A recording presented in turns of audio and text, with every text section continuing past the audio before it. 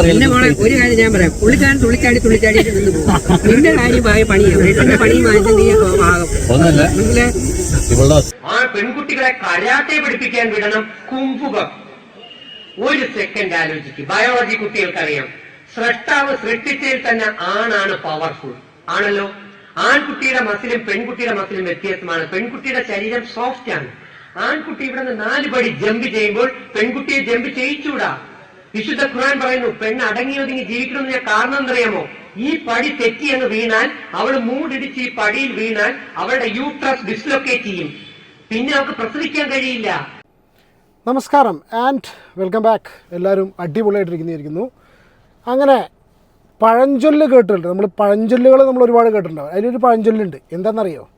ഈ ഉപദേശവും ഉപദേശവും ഊഞ്ഞാലാട്ടവും ഒരുമിച്ച് വേണ്ട എന്നുള്ളത് അല്ലേ? ഉപദേശവും ഊഞ്ഞാലാട്ടവും ഒരുമിച്ച് തന്നെ നടക്കണം എന്നുള്ളതിന് ഉത്തമ ഉദാഹരണത്തിൻ്റെ കുറച്ച് ക്ലിപ്പാണ് നിങ്ങൾ ഫസ്റ്റ് കണ്ടിട്ടുള്ളത്. അതിന് രേണു സുധി പാവം അതൊരു നിമിത്തമായി, അല്ലാതെ എന്താ പറയുക. ഞാൻ കഴിഞ്ഞ പ്രാവശ്യം രേണു സുധീനെ ഒരുപാട് സപ്പോർട്ട് ചെയ്താണ്. കഴിഞ്ഞ പ്രാവശ്യം ഒറ്റ പ്രാവശ്യം മാത്രം രേണു സുധിയുടെ സ്വയം കോമാളിയാവാതിരിക്കുക. അത് നമുക്ക് എങ്ങനെ വേണമെങ്കിൽ നമുക്ക് ജീവിക്കാം, പക്ഷേ സ്വയം കോമാളിയാവാതെ ഈ ഒരൊറ്റ വാചകം അവരോട് എതിർത്ത് സംസാരിക്കേണ്ട ഒരു സിറ്റുവേഷൻ ഉണ്ടായിട്ടുള്ളൂ. ബാക്കി എല്ലാ കാര്യങ്ങളിലും അവരുടെ ലൈഫാണ്, അവരെങ്ങനെയാണെന്ന് ജീവിക്കട്ടെ. അവരല്ല ഇവിടുത്തെ വിഷയം വേറെ ചിലരല്ല വിഷയം. ഇവിടെ വിഷയം നമ്മുടെ രജിത് സാറാണ്. അതുകൊണ്ടാണ് ഞാൻ പഴയ ക്ലിപ്പ് മുതൽ, കാരണം വെച്ചാൽ ബിഗ് ബോസിൽ വരുന്നതിന് മുന്നേ തന്നെ രജിത് കുമാർ എന്ന് പറഞ്ഞ രജിത് സാറിൻ്റെ സ്പീച്ചൊക്കെ ഞാൻ കണ്ടിട്ടുണ്ട്. ഈ ചങ്ങാതി ബിഗ് ബോസിൽ വരുന്ന സമയത്ത് തന്നെ ഞാൻ വൈഫിനോട് വീട്ടിൽ പറഞ്ഞു. അവർക്കൊന്നും അറിയില്ലായിരുന്നു, വൈഫിനെ അറിയില്ലായിരുന്നു ഈ ചങ്ങാതി. അപ്പം ഞാൻ പറയും, ഇത് വേറെ സാധനമാണ് കേട്ടോ, ഐറ്റം ഇത് വേറെയാണെന്ന് അന്ന് ഞാൻ പറഞ്ഞിരുന്നു. പിന്നെ ബിഗ് ബോസിൽ വന്നതിന് ശേഷം നമുക്ക് ആരെങ്കിലും ഒരാളെ സപ്പോർട്ട് ചെയ്യണം. ആ സീസണിൽ നമുക്ക് സപ്പോർട്ടിന് അനുയോജ്യനായിട്ട് ഫീൽ ചെയ്തിരുന്ന വ്യക്തി രജിത് സാറായിരുന്നു. കുഴപ്പമൊന്നുമില്ല, പുള്ളിയുടെ സംസാരവും കാര്യങ്ങളൊക്കെ ഓക്കെ.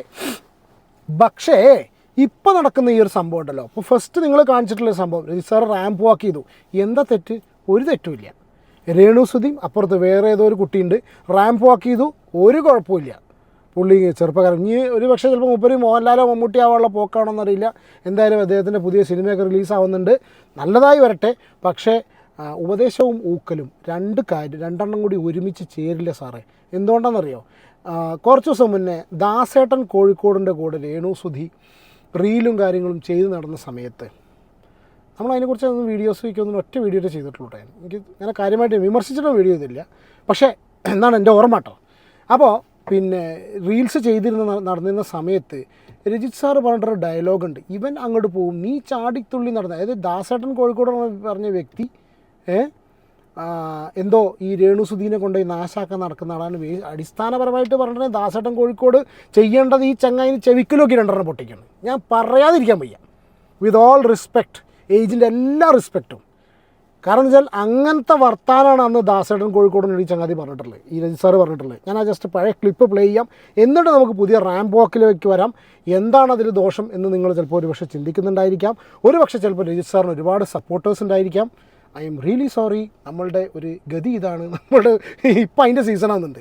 നമ്മൾ ആദ്യം സപ്പോർട്ട് ചെയ്ത ആൾക്കാരൊക്കെ നമ്മൾ വലിച്ചു വരടിക്കുന്ന സിറ്റുവേഷൻ ഇപ്പോൾ അങ്ങനത്തെ സീസണാണ്. ഇത് മുഖം മൂടികളുടെ സീസൺ എന്ന് പറഞ്ഞാൽ പണ്ട് സപ്പോർട്ട് ചെയ്തവരൊക്കെ വലിച്ചു കീറുന്ന സീസണാണ്. രജിത് സാറിൻ്റെ പഴയ വാക്കുകളിലേക്ക്, പഴയ വാക്കല്ല അതിലിടക്കുള്ള ഇടക്കാല വാക്കുകളിലേക്ക്. അതുകൊണ്ട് അവർ വയറ് നിറയട്ടെ, നീ സൂക്ഷിച്ചോ. രജിത് സാറിന് എന്താ ദേഷ്യം?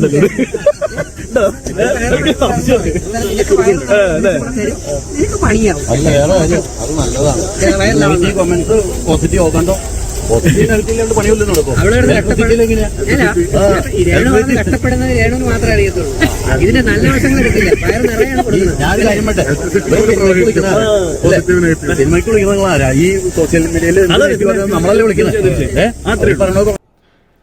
അയാൾ പറയുന്നുണ്ട്, നീ വൈറലാവും, വയറ് നിറച്ച കൊടുക്കുന്നത്. ഡബിൾ മീനിങ്ങിനൊക്കെ ഒരുപാടെതിരെ സ്റ്റാൻഡ് എടുത്തിട്ടുള്ള വ്യക്തിയാണ്. പക്ഷേ അയാൾ വായ പൊളിച്ചിട്ട് ഡബിൾ മീനിങ് മാത്രമാണ്. ഇനിയിപ്പോൾ അത് നമ്മൾ പറഞ്ഞിട്ട് ഇനി അത് ഡബിൾ മീനിങ് ചിലപ്പോൾ അല്ലെങ്കിൽ ഇനി അതിന് പൊങ്കാല വേറെ വരും. ഒരു കാര്യം ഞാൻ പറയാം, പുള്ളിക്കാരൻ തുള്ളിച്ചാടി നിന്ന് പോകും. നിന്റെ കാര്യമായ പണിയാണ്, വീട്ടിന്റെ പണിയും വാങ്ങിച്ച നീ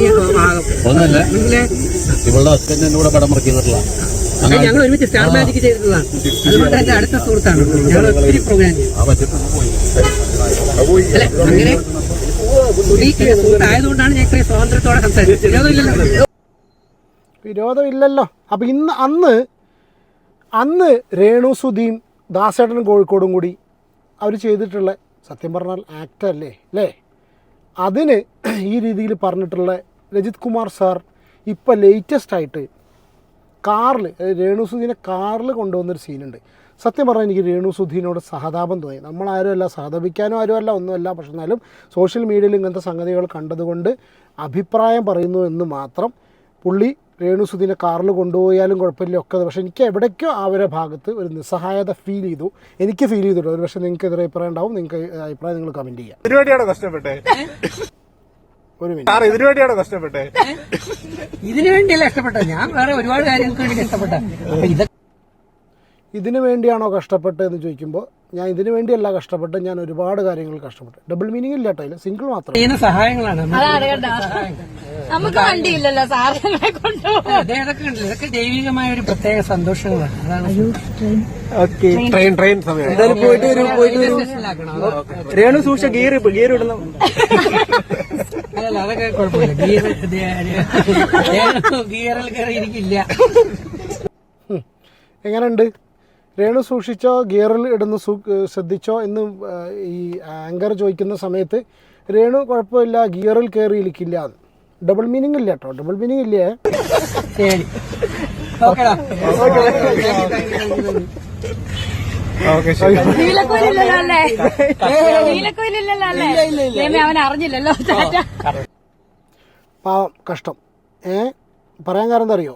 രേണുസുധി എന്ന് പറഞ്ഞാൽ ഒരു കോൺട്രവേഴ്സൽ ടോപ്പിക്കാണ്. കാരണം മാത്രമല്ല, പബ്ലിസിറ്റിക്കും സോഷ്യൽ മീഡിയയിൽ റീച്ചിനും ഏറ്റവും ബെസ്റ്റാണ് രേണുസുധി എന്നുള്ള കാര്യം നമുക്ക് വളരെ ക്ലിയർ ആയിട്ട് അറിയാം. ഞാൻ ഉദ്ദേശം എന്താ വെച്ചാൽ സോഷ്യൽ മീഡിയ ഏറ്റവും കൂടുതൽ ഡിസ്കസ് ചെയ്യുന്നത് അവർ റിലേറ്റഡ് ആയിട്ടുള്ള കോണ്ടൻറ്റാണ്. അത് ഈ ചങ്ങാതിക്കും മനസ്സിലായി. എന്നിട്ട് നിറഞ്ഞു നിൽക്കാൻ വേണ്ടിയിട്ട് ആദ്യം അതായത് പറഞ്ഞ ഊക്കലും ഉപദേശവും രണ്ടും കൂടി ഒരു കലത്തിൽ ശരിയില്ല. ഇനി ഇവരുടെ ഏറ്റവും പുതിയ മൂവി ആയിട്ടുള്ള കേരള സ്റ്റോറി എന്ന് പറഞ്ഞിട്ടുള്ള മൂവിയുടെ പ്രൊമോഷൻ റിലേറ്റഡ് ആയിട്ട് ഇതേ ചോദ്യം, കാരണം അന്ന് നിങ്ങൾ ഇങ്ങനെ ഒരു ചോദ്യം ചോദിച്ചിരുന്നല്ലോ എന്ന് രജിത് സാറോട് ചോദിക്കുന്ന സമയത്ത് പുള്ളിയുടെ മറുപടി, ഈ സദാചാര പോലീസിനെ പറ്റിയൊക്കെ നമ്മൾ ഇതിന്റെ ഇടയിൽ അല്ല ഇല്ല, എന്താ മറുപടി അറിയില്ല. എങ്കിലും അതെ, എനിക്ക് തോന്നുന്നു ഇതുപോലെ സ്നേഹമുള്ളടത്തെ അടി ഉണ്ടാക്കാൻ പറ്റുള്ളൂ. അതുകൊണ്ട് ഞാനൊരു ചോദിക്കുകയാണ്, രേണുസുധിയുമായിട്ട് ഒരു പ്രശ്നം ഞാൻ സോഷ്യൽ മീഡിയയിൽ കണ്ടു.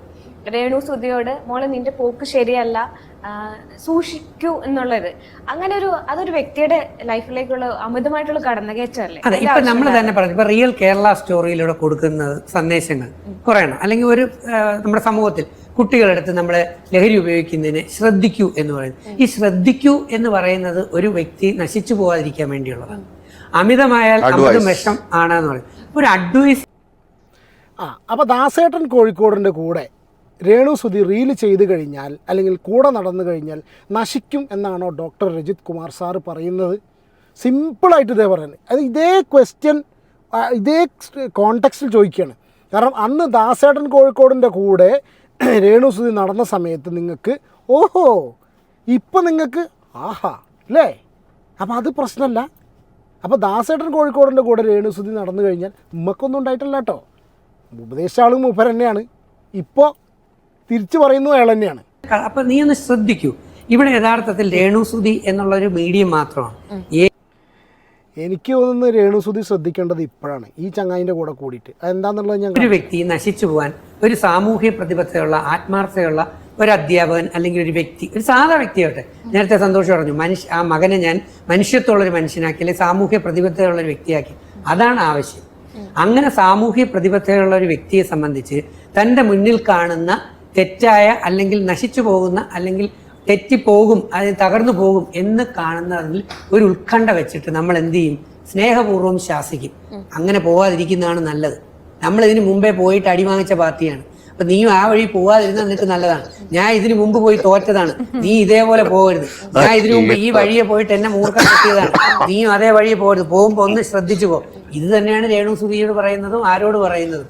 ഈ ശ്രദ്ധിക്കാൻ പറയുന്നതാണ് ഇന്നത്തെ കുട്ടികളിലും രക്ഷകർത്താക്കളിലും കുറെ പേർക്ക് ഇഷ്ടമല്ലാത്തത്. ഇതോടുകൂടി ലോക ഉപദേഷ്ടാവ് എന്നുള്ള പട്ടം ഡോക്ടർ രജിത് കുമാർ സാറിന് കൊടുക്കുന്നു. ഇനി എന്ത് സംഗതി ഉണ്ടെങ്കിലും ഉപദേശം കൊടുക്കാനുള്ള ഡെസിഗ്നേറ്റഡ് അതോറിറ്റിയാണ് ഡോക്ടർ രജിത് കുമാർ. ഇതാണ് എന്ന് മനസ്സിലാക്കുന്നത്. കാരണം മൂപ്പർ എല്ലാ കേസിലും എന്ന് പറഞ്ഞു.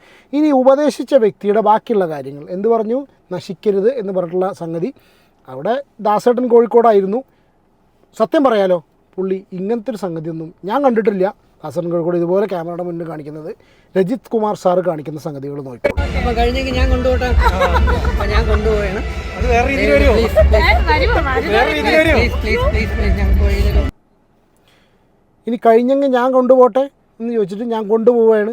ഇനി ഇത് വേറെ രീതിയിൽ വരുമോ എന്ന് പറയുന്ന സമയത്ത് കാരണം വെച്ചാൽ മനഃപൂർവ്വം അതിന് വീണ്ടും സൈബർ ബുള്ളിങ് വാങ്ങിക്കൊടുക്കുന്ന സിറ്റുവേഷനിലേക്ക് പോകുന്നു. എന്റെ വണ്ടി അപ്പുറത്തെ ഡോർ കയറി. ഇനി നേരെ ഇവരെ കൊണ്ടുപോയിട്ട് വേറൊരു കുട്ടിയും കൂടി കൂട്ടിയിട്ട് സീറ്റ് ബെൽറ്റ് ഇടുന്നതിൻ്റെ ബാക്കിയുള്ള വീഡിയോ ആണ് കണ്ടിട്ടുള്ളത്. ഒരു കുഴപ്പമില്ല, നല്ല കാര്യം, സേഫായിട്ട് യാത്ര ചെയ്യുക. ഇനി ഇതൊക്കെ എന്താ വെച്ചാൽ ഇതൊക്കെ ഞാൻ പറഞ്ഞുകൊണ്ടിരുന്ന വെച്ചാൽ ഒരു സൈഡിൽ കൂടി നമ്മൾ ഉപദേശിക്കുന്നു, മറു സൈഡിലൂടെ നിങ്ങൾ നോക്കുന്ന സമയത്ത് നിങ്ങളിപ്പോൾ സ്ക്രീനിൽ കാണുന്നുണ്ടല്ലോ, അപ്പോൾ ആ കൈ അങ്ങനെയൊക്കെ പിടിപ്പിച്ച് ഇതിപ്പോൾ ഇയാളായതുകൊണ്ട് കുഴപ്പമില്ല. ഈ ലോകോപദേശിയായിട്ടുള്ള മൂപ്പർ ചെയ്തുകൊണ്ട് തിരക്കടില്ല. ഇനി വേറെ വല്ലവരുമാണ് ചെയ്തതെങ്കിൽ ആ ഉടനടി ഉപദേശ കുപ്പായ അണിഞ്ഞിപ്പോൾ വരും. കുഞ്ഞാട്ടുകളെ, നിങ്ങൾ ഇങ്ങനെ കൈ പിടിച്ച് ഇടരുത്, അത് ചാടിത്തുള്ളരുത്, ഓടരുത്, കണ്ടോ. പിന്നെ അതൊക്കെ പോരാത്തതിന് അടുത്ത ഒരു റാമ്പ് വാക്ക് കേട്ടോ. 2 കുട്ടികളെ കൂടെ വരുന്നു, അവിടെ വരുന്നു, കേട്ടോ. ഇത് ഇയാൾ അവിടുന്ന് കയ്യിൽ നിന്നിട്ടാണ്. അത് വളരെ ക്ലിയറായിട്ട് മനസ്സിലാവുന്നുണ്ട്. കാരണം വെച്ചാൽ ഈ വീഡിയോൻ്റെ എൻഡ് കാണുമ്പോൾ മനസ്സിലാവും അവർ മര്യാദ കൈ പിടിച്ച് വരാനുള്ള പരിപാടിയായിരുന്നു. പിന്നീട് ഇതുകൊണ്ടൊന്നും കുഴപ്പമുണ്ടായിട്ടല്ല കേട്ടോ, ഒരു കുഴപ്പമില്ല, വളരെ സന്തോഷമേ ഉള്ളൂ, നല്ല കാര്യമാണ്. കുട്ടികളൊന്നല്ല, എല്ലാവരും പുരോഗമനമായിട്ടുള്ള രീതിയിലേക്ക് വരട്ടെ. പക്ഷെ ഞാൻ ആദ്യം പറഞ്ഞ സംഗതിക്ക് തന്നെ വീണ്ടും പോകുന്നു. കാരണം എന്ന് വെച്ചാൽ ഉപദേശവും ഊഞ്ഞാലാട്ടും രണ്ടും കൂടി വേണ്ട സാറേ, രജിത് സാറേ. അപ്പോൾ ഈ വീഡിയോയെക്കുറിച്ച് എന്താണ് നിങ്ങളുടെ അഭിപ്രായം കമൻറ്റ് ചെയ്യൂ. നമുക്ക് അടുത്തൊരു വീഡിയോ കാണാം. Take care and God bless.